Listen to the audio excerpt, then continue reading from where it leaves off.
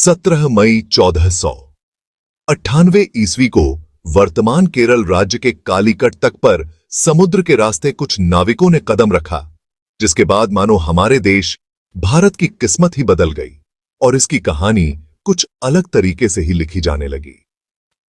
दोस्तों, ये वो दिन था जब यूरोपीय समुद्री नाविक एवं खोजकर्ता वास्को डी गामा ने भारत की खोज की थी।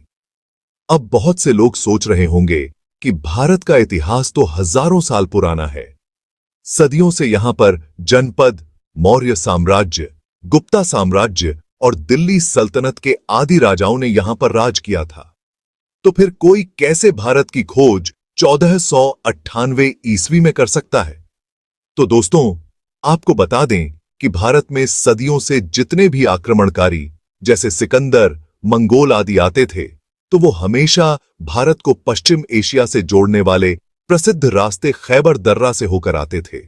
लेकिन 17 मई 1498 को वास्को डी गामा ने समुद्र के रास्ते यूरोप से भारत के केरल राज्य के कालीकट तक पहुंचकर एक समुद्री रास्ता ढूंढ निकाला था, जिसे ही वास्तव में भारत की खोज माना जाता है।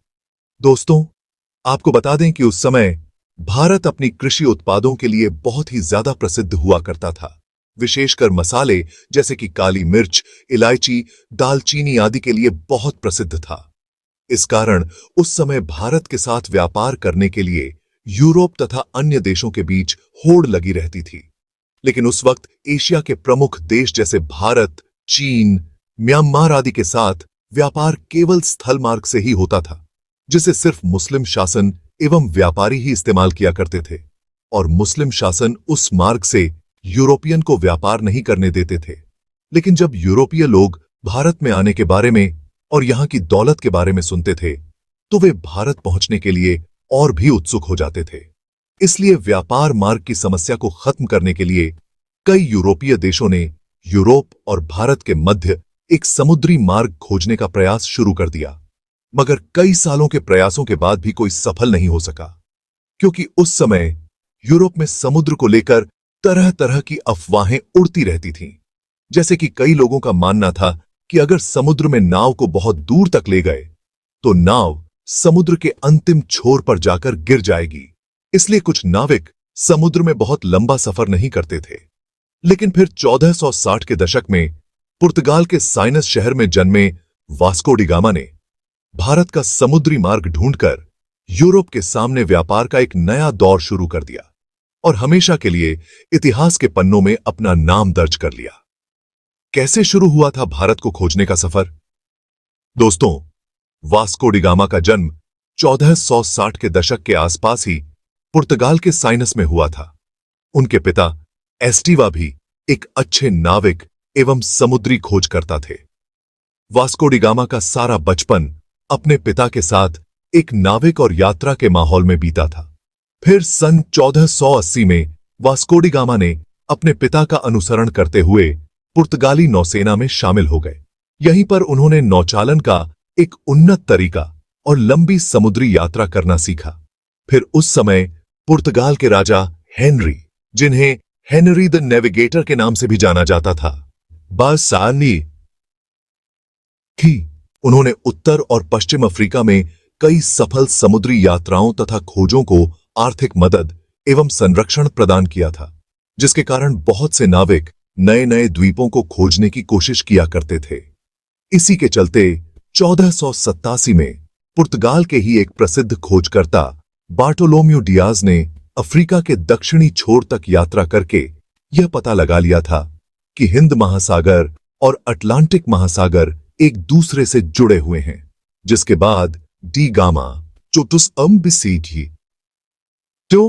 जो समुद्री यात्राओं एवं खोजबीन में गहरी दिलचस्पी रखता था, जानता था कि यदि हिंद महासागर और अटलांटिक महासागर अफ्रीकी भूमि के अंत में जुड़ते हैं, तो वह अफ्रीका से दूर दक्षिणी कोने पर मौजूद केप ऑफ गुड होप के माध्यम से भारत तक पहुंचने का मार्ग खोज सकता है। जिसके बाद 8 जुलाई 1497 को वास्को डी गामा ने 4 जहाजों और जहाजों के दल के साथ पुर्तगाल के लिस्बन शहर से अपनी यात्रा शुरू की। वह खुद 200 टन वजनी सेंट गैब्रियल नामक जहाज में सवार हुआ और अपने छोटे भाई पाउलो को सेंट्रल नामक जहाज का नेतृत्व सौंप दिया। फिर कुछ दिनों के बाद उनका जहाज बेड़ा उस समय के मोरक्को देश के निकट स्थित कैनरी द्वीप से गुजरते हुए केप वर्डे द्वीप समूह पहुंचा और वहीं 3 अगस्त तक रुका रहा। आपको बता दें, वे लोग जहाज पर अपने साथ पत्थरों के स्तंभ लेकर आए थे। यह भारत की खोज में उनकी पहली प्रमुख सफलता थी। फिर 7 नवंबर को उनका बेड़ा आज के दक्षिण अफ्रीका में स्थित सेंट हेलेना बे में पहुंच गया। उस समय सेंट हेलेना बे का मौसम बहुत खराब था। वहां बहुत तेज हवा और समुद्री लहरें चल रही थीं, जिसके कारण वास्को डी गामा का दल अगले 22 नवंबर तक आगे नहीं निकला। लेकिन फिर भी कुछ दिनों बाद मौसम अच्छा होने पर उन्होंने यात्रा करना शुरू कर दिया और वे केप ऑफ गुड होप पहुंच गए। जहां पहुंचकर उन्होंने इस जगह का अच्छे से दौरा किया।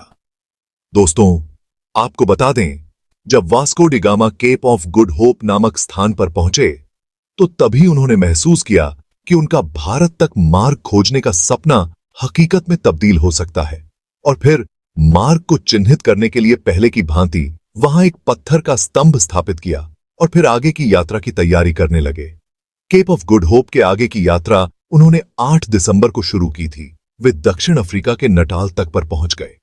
अलग अलग नदियों को भीतर और बाहर से पार करते हुए डी गामा का बेड़ा धीरे धीरे मोजाम्बिक की ओर बाँधने लगा। इस बीच वे लगभग 1 महीने तक कहीं पर रुके और जहाज की मरम्मत का काम किया। फिर 2 मार्च 1498 को डी गामा का बेड़ा मोजाम्बिक द्वीप पर पहुंच गया। जब डी गामा अपने दल के साथ मोजाम्बिक की धरती पर उतरा और वहां के निवासियों से मिला तो उन्हें लगा कि ये पुर्तगाली जहाजी भी उन्हीं की तरह मुसलमान हैं। इसलिए उन लोगों ने उनकी खूब मदद की। डी गामा का मोजाम्बिक में पड़ाव डालना काफी उपयोगी सिद्ध हुआ। वहां उसे समुद्र के किनारे बंदरगाह पर सोने, चांदी तथा मसालों से भरे हुए 4-5 जहाज दिखाई दिए। उसकी मुलाकात ऐसे स्थानीय लोगों से भी हुई जो कभी-कभी भारतीय समुद्री तटों की यात्रा करते थे। इससे वास्को डी गामा को पूरा विश्वास हो गया कि वह सही दिशा की ओर आगे बढ़ रहा था। उसे उस दिशा को समझने में भी मदद मिली जिधर अब उसे आगे बढ़ना था। फिर 7 अप्रैल 1498 को उनका बेड़ा मोम्बासा में प्रवेश कर गया तथा यात्रा के एक और महत्वपूर्ण पड़ाव मोम्बासा के ही मालिंदी में लंगर डाल दिया। मालिंदी में डी गामा की मुलाकात कांजी मालम नामक एक ऐसे गुजराती नाविक से हुई जो भारत के दक्षिण पश्चिम तट कालीकट जाने का मार्ग जानता था। उसे गुजराती नाविक के महत्व को देखते हुए डी गामा ने उसे भी मार्गदर्शक के रूप में अपने बेड़े में ले लिया और फिर अगले 20 दिन तक लगातार हिंद महासागर में चलने के बाद डी गामा को धीरे धीरे भारत के घाट और पहाड़ दिखने लगे। फिर 17 मई 1498 को वो भारत के दक्षिण पश्चिम में स्थित कालीकट के बंदरगाह पर जा पहुंचा। कालीकट में स्थानीय राजनायकों द्वारा वास्को डी गामा का काफी अच्छी तरह से स्वागत किया गया। वो यहां लगभग अगले 3 महीने तक रहा और भारत के बारे में बहुत सारी महत्वपूर्ण जानकारियां इकट्ठा करता रहा। दोस्तों, वास्को डी गामा के भारत आने और उसकी कालीकट में उतरने के बाद भी कई ऐसी घटनाएं हुईं जिनके बारे में अभी भी लोगों में सहमति नहीं हो पाई है, लेकिन हम अपनी किसी और वीडियो में उसके भारतीयों के साथ किए गए जुल्म अत्याचार पर अलग से वीडियो बनाएंगे। इस वीडियो में हम सिर्फ उसकी यात्रा पर बात कर रहे हैं। दोस्तों, यहां 3 महीने रहने के बाद वास्को डी गामा 2 साल से अधिक समय की यात्रा करते हुए 18 सितंबर को पुनः लिस्बन लौट आया। इस दौरान उसने लगभग 38,600 किलोमीटर की यात्रा की थी। और दोस्तों, आपको बता दें कि इस लंबी साहसिक यात्रा में उसके कुल 170 साथी थे, जिसमें से 116 की यात्रा के दौरान मृत्यु हो गई थी। वास्को डी गामा की इस उपलब्धि से पुर्तगाल के राजा बहुत खुश हुए थे तथा उन्होंने उसे दूसरी बार फिर से 1502 में भारत की यात्रा पर भेजा था। इतिहासकारों का मानना है जब डिगामा विभिन्न प्रकार के भारतीय मसालों और रेशम के साथ अपने देश पुर्तगाल लौटा तो उसने केवल मसाला बेचकर ही यात्रा पर खर्च किए गए पैसों से 4 गुना ज्यादा पैसे कमा लिए थे। दोस्तों, फिर 1524 में वास्को डिगामा की मृत्यु कालीकट में ही हो गई, जब वो अपनी तीसरी यात्रा पर भारत आया हुआ था। और कई इतिहासकारों के मुताबिक उसकी मृत्यु का कारण मलेरिया था। दोस्तों, जब डिगामा ने यूरोप और भारत के बीच का समुद्री मार्ग खोज लिया था, तब डिगामा का नाम पूरे यूरोप में बहुत मशहूर हो गया था और उसकी उस साहसिक यात्रा की चर्चा सभी यूरोपीय देशों में होने लगी थी तथा धीरे धीरे अन्य देशों ने भी उसी खोजे गए रास्ते से अपने अभियान भारत भेजने शुरू कर दिए थे, जिस वजह से पुर्तगालियों के बाद डच, डेनिश, ब्रिटिश और फ्रांसीसी भी भारत आना शुरू हो गए थे। उसके बाद आगे के दशक में भारत में जो भी हुआ वो हम अच्छे से जानते हैं कि कैसे भारत इन यूरोपीय देशों की कॉलोनी बन गया। दोस्तों, आज के लिए बस इतना ही। फिर मिलते हैं एक और वीडियो में। तब तक आप हमारे चैनल को लाइक, शेयर और सब्सक्राइब जरूर करें।